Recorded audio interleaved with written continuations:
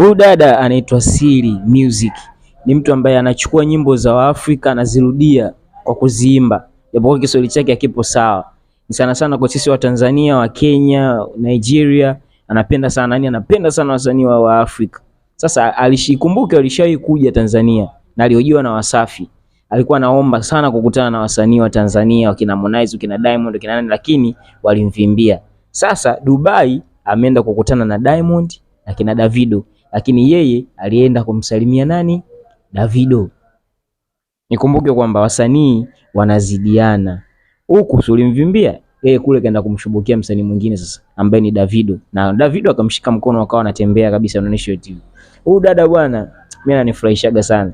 Yaani ana mambo fulani hivi ambao ni kama comedy.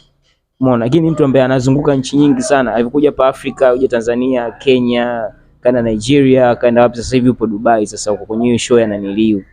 Kwa hiyo unajifunza kitu gani ambacho wasanii wetu wa Tanzania wajifunze kupitia watu wageni ambao wanakuja kuwaona na wanawapenda?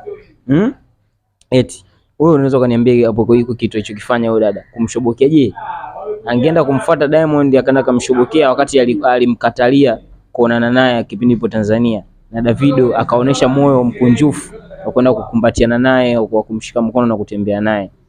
Wasanii jifunze kitu hapo.